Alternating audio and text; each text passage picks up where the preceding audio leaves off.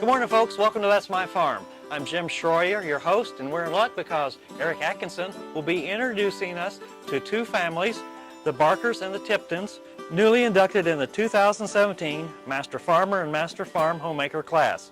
It's going to be a great show, so stay tuned. We're going to take a break. See you in a minute.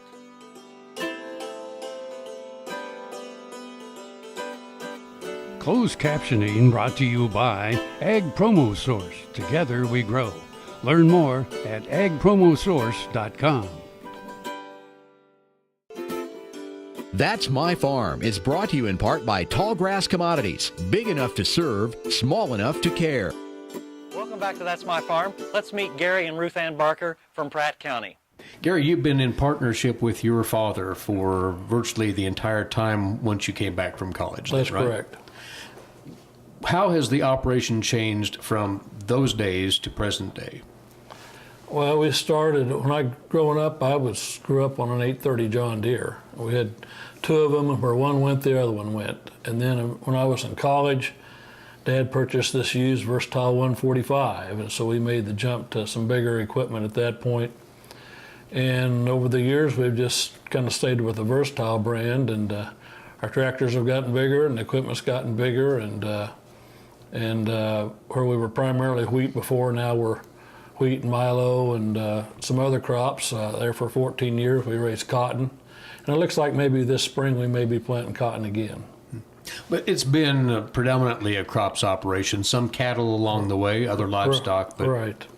When I was still in school, we came back here on a Saturday, and there was a neighbor that had grass right next to Dad's. And so they ran their grass out together. Well, this neighbor wasn't ready to retire yet. And so we bought 68 head off this rancher down there. And that was our start in the cattle operation. And he was in it together with me for 10 years, and he retired, and then I bought his share of the cattle, and then we've just gradually expanded over time. And you've maintained that herd for quite a while. That's right. To the point where, it's largely a cow-calf herd, right? That's correct. About 100 and how many head? Oh, there's, between what I have and what Trey has, we don't quite have 200, but it's close to that. Before we talk more farm and cattle production as well, Ruth Ann, let's visit about your time as a teacher. And that's all been very much local here. Yes. I taught at Skyline. I taught second grade at Skyline, and that's where I grew up at. And I'm very proud of my 35 years there. How did that blend with the farm life? Did it match up pretty well? It was perfect. I was home during the summer, and our kids went to Skyline, so we were able to participate, and it just worked well. Gary was able to take off, and he'd come and help me in my room, and we'd have projects. And when we started cotton, I loaded the kids up on a bus, and we came out and came to the cotton field. There was more cotton balls stuffed in those kids' pockets going home than you'll ever imagine. Well, the scope of the operation today, owned and rented ground, is some 5,900 acres, and again, largely wheat, milo, some irrigated corn, the cow herd as well. What's been your philosophy, the both of you, as far as growing this operation, keeping it progressive and hopefully profitable? I guess we've just tried to have a gradual, even growth. I mean, sometimes you may make a little bigger jumps, leaps and bounds occasionally, but it's been fairly steady growth. We farm for a number of different landlords, and we've just really been fortunate over the years. I can't say enough how great some of these people and some of these families are that we farm for. Stay tuned after the break as we wrap up with the Barkers. To see this show and past episodes of Ag AM in Kansas, go online to agaminkansas.com. Brown Chevrolet Buick in Wamego is driven by the spirit of American ingenuity. Come in for a new Chevrolet car, truck, or SUV. If we don't have exactly what you want, we'll find it for you. And we also have a great selection of used cars. We make sure you have an easy, fun, and transparent sales experience that saves you time and money. But if you want high-pressure salesmen and hours spent in the finance office, you'll just have to go elsewhere. Brown Chevrolet Buick in Wamego. We're making car buying great again. Tarwater Farm and Home has been family owned and operated since its beginning in 1978. What you need for farm and agriculture, lawn and garden, clothing and footwear, and so much more. You'll be surprised at what you'll find in this huge store. They have what you need and lots of it. So come take a look. You'll discover that customer service is first and foremost. Always has been with the Tarwaters. Tarwater Farm and Home, 4107 North Topeka Boulevard. Valley Vet Supply is devoted to providing information and professional quality products at reasonable prices. Valley Vet Supply. That's My Farm is brought to you in part by Tallgrass Commodities. Big enough to serve, small enough to care. Welcome back to That's My Farm. Now let's wrap up with the Barkers from Pratt County. Other examples of how you've given back, your involvement in Kansas Association of Wheat Growers on the state level. There are a number of boards, too many to count, that both of you have been involved with off and on over the years. Both of you were involved as your boys were growing up in 4-H, correct? Yes. To what degree? I was a community leader. I was a project leader. We just were very involved with our kids. Whatever they were in, we were in. It was important. It was a family time. We got moved out to the country about the time, our youngest was just old enough to start 4-H. But anyway, once we got out here, we had kind of opened the avenues for livestock. And so they had some calf projects and Pigs. And pigs and bucket calves, that kind of thing. And plus gardening and all the Cooking. other projects. Entomology. We collected lots of bugs. All of this weaves together into sort of a value system that you actually stated in your application as to what makes the Barker operation and family tick. What are the lead values that both of you espouse that makes everything work for you? I guess putting God first. We just feel we need to be active in the community. We need to be, we need to try to stay up to date in our farming so we can be, like most farms, if you're not growing, you're getting behind in this day and age. And so we tried to keep somewhat of a constant growth pattern and stay on top of a lot of the technology. And this story with you, a Trey Langford special, which we'll get into right after we point out what your boys are doing currently in their adult lives. Matthew lives in near Nashville, Tennessee, and he works for the Mars Candy Company. He's a nutritionist. He's got some fancy title, but he's a nutritionist and for the pet food division. They make Iams and Pedigree and that kind of thing. And he is married and has his wife Amy, and they have a little girl Catherine, and are expecting a new one in July. And then Bryce lives in Ark City, and he is in corrections at the Winfield State Prison. And he's married, and his wife Shannon is a teacher at Ark City. And they have a little boy, Benjamin Carter. But noting neither of the two are coming back to the farm full time. So you looked to another direction and found a young man who was very much interested in easing into this operation, potentially to run it at some point. Is that how it's set up? Yeah, that's what we're working towards. He started helping us when he was a freshman, 14 years old.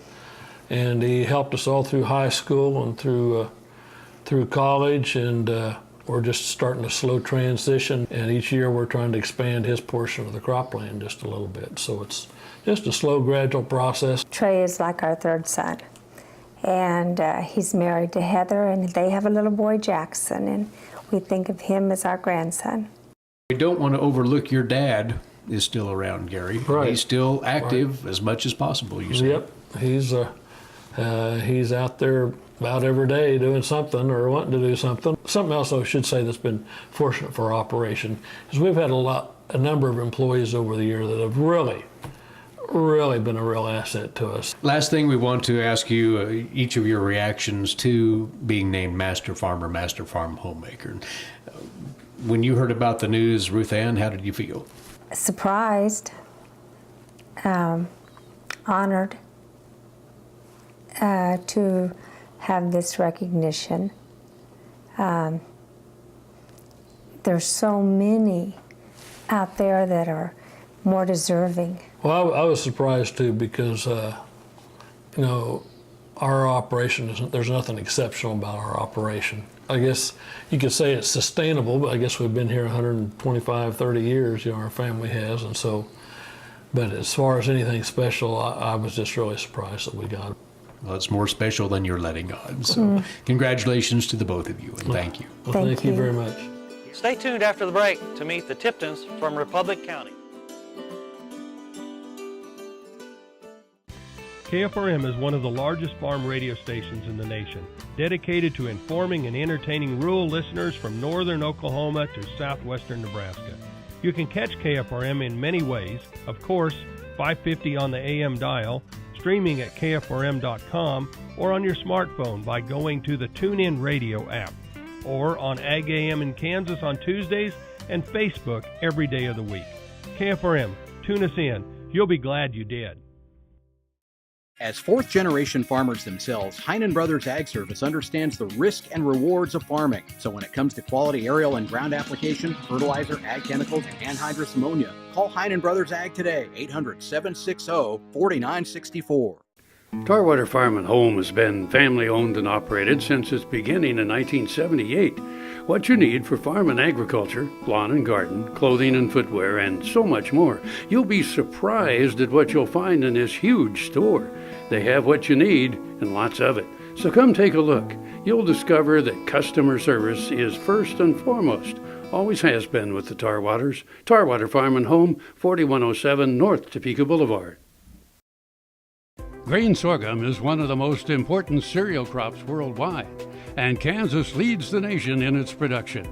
Over the years, sorghum has been either exported, used in animal feed domestically, or for other industrial uses. Recently, its use in the ethanol market has seen tremendous growth, with 30% of domestic sorghum typically going to ethanol production. Kansas Grain Sorghum is committed to sorghum research, market development, and education. Learn more at ksgrainsorghum.org. Ag Promo Source is a unique group of marketing specialists with one mission: help your ag business grow. Each affiliate has their own area of expertise, and they work together to bring you advice, products, and services. To get started, visit agpromosource.com. Ag Promo Source. Together we grow. That's My Farm is brought to you in part by Tallgrass Commodities. Big enough to serve, small enough to care. Welcome back to That's My Farm. Let's meet Deb and Mark Tipton. The operation present day then, corn, soybeans, wheat, grain sorghum, yes, and cow-calf. cow-calf. Yeah, alfalfa and then cow-calf.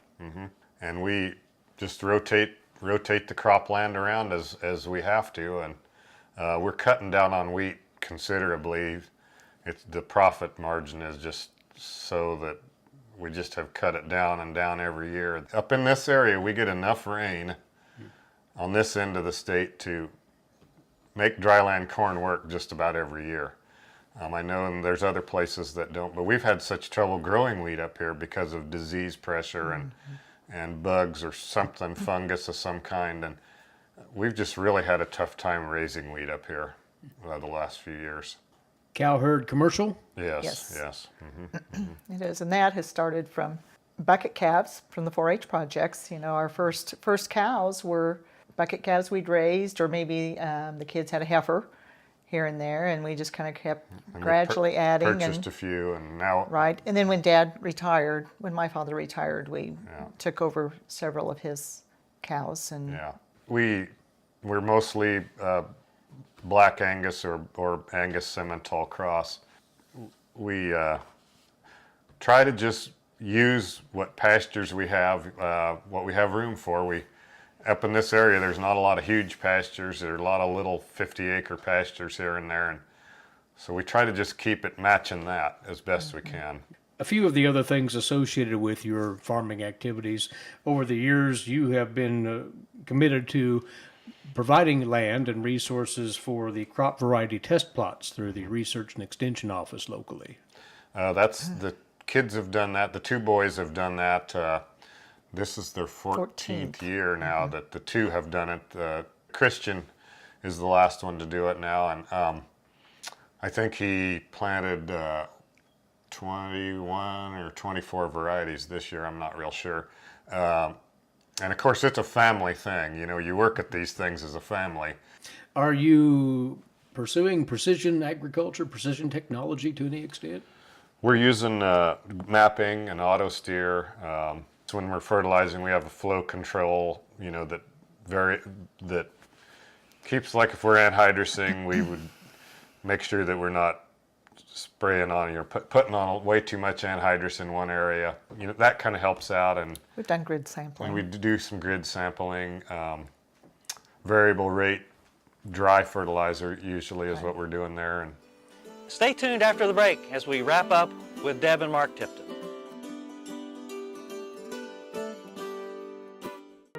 Earlier in my life, I rode bucking horses and rodeos, and my shoulders took such a beating, and that was probably the reason for having several previous surgeries on both shoulders. About a year ago, I decided that I didn't want to have another surgery, and so I contacted Kansas Regenerative Medicine, took their treatment process. It was relatively pain-free. Now, after 8 months, my shoulders have healed to the point where I think I'm probably 90 to 95% of normal.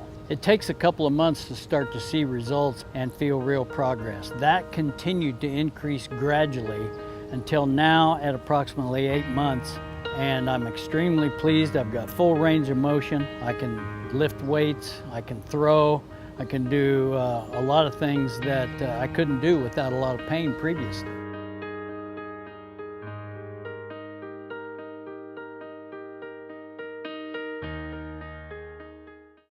Next time you see a beautiful field of corn, reach out and thank the farmers who work tirelessly to raise corn for livestock feed, renewable fuels, and exports to feed a growing world population. The farmers on the Kansas Corn Commission work for Kansas Corn with grower-funded checkoff dollars that support foreign and domestic market development, research, promotion, and education to expand opportunities for Kansas farmers. To learn more, visit kscorn.com. The Kansas Wheat Innovation Center in Manhattan is rediscovering ways to get improved varieties and new genetics in the hands of farmers faster. Grower-led and checkoff-funded research initiatives are bringing about positive change. This grassroots leadership provides a strong voice in Topeka and Washington, D.C. Now is the time to partner with Kansas Wheat in moving wheat forward. Kansas Wheat Commission and Kansas Association of Wheat Growers. Farmers investing in their future and yours. Log on to rediscoverwheat.org. Soil is the life of a farm, and for 25 years, SureCrop Liquid Crop Nutrition has helped growers produce abundant quality crops while preserving and improving the soils they steward. SureCrop offers complete soil and plant analysis with cropping recommendations, delivery direct to your on-farm storage, and quality crop nutrition custom blended for your field. Choose SureCrop for the assurance of excellence for your soil. Call today or visit their website for more information. That's My Farm is brought to you in part by Tallgrass Commodities. Big enough to serve, small enough to care. Welcome back to That's My Farm. Now let's wrap up with the Tiptons from Republic County. Shifting gears a bit over to your civic and community service and accomplishments, and both of you can be commended for those. We've mentioned 4-H a couple of times. Clearly that's been a pretty big activity for your entire family. Deb? It has. In fact, my children are the third generation to have been in the Munden 4-H club, and then it disbanded several years ago. Right. We just didn't have the community youth. We didn't have the numbers here, and we weren't able to maintain a club. And so then Christian joined a neighboring club, and I was community leader in that, and we were well involved in there. And it's been 2 years ago now, another family approached and said, you know, have you kind of noticed how many young kids there are in the area? Do you think we would have enough interest to start a club again here in Munden? And we kind of made some phone calls and decided, yeah, we did have enough interest. And so we reorganized. It's been really good. I was really glad to see that our community needed that, needed to have a club. And more broadly, you've been on the Extension Council for Republic County for a I time. have. I was on the Extension board. I served as chairman for, I can't remember how many years, 7 years or something like that. It was several years. And then was on when Republic County District, we formed the River Valley District. I was on the board at that time.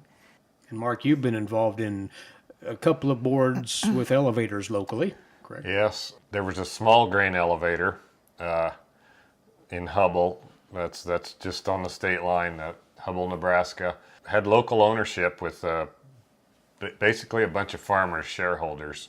In the last 10 years, we added a new leg and 330,000 bushel bins. And in a few years later, we put up a 200,000 bushel bin there to tie into that. And then we put up, at the same time, we put up a new scale house office. And and then the latest thing we did was last fall we did the groundwork, secured the property to do a 1 million bushel bunker, a corn bunker. There are several other examples of things that the both of you have done for community. Want to hone in on one more, and that's called the Rose Creek Investment Group. Now, this is a rather unique story. Who wishes to tell it? It's in Hubble, Nebraska. This little town sits on Rose Creek, and it flooded in 2003, one of the worst floods they've had. The restaurant was downtown.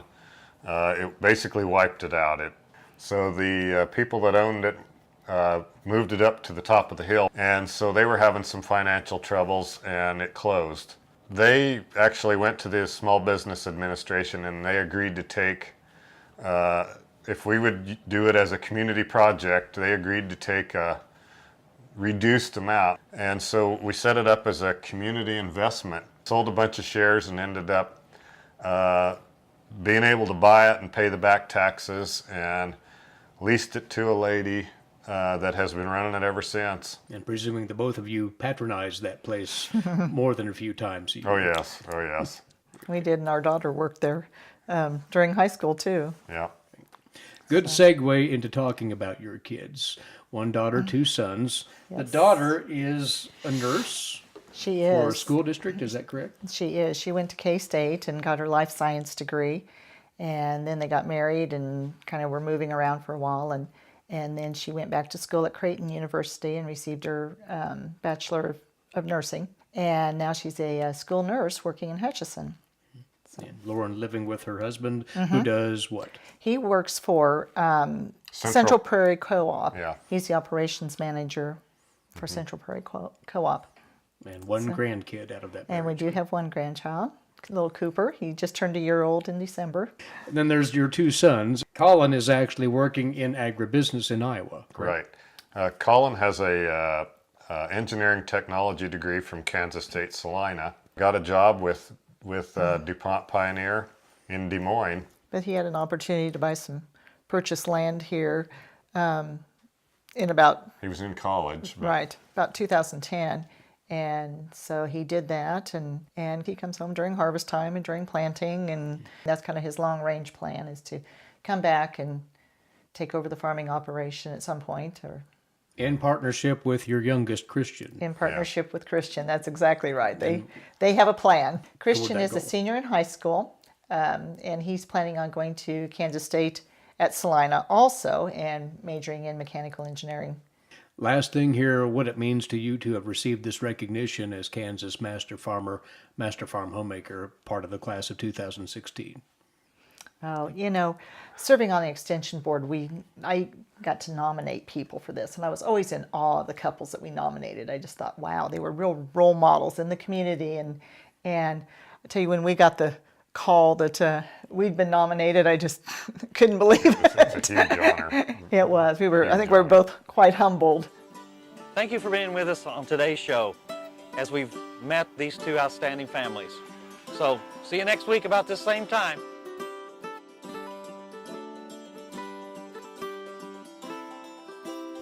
Closed captioning brought to you by Ag Promo Source. Together we grow. Learn more at agpromosource.com.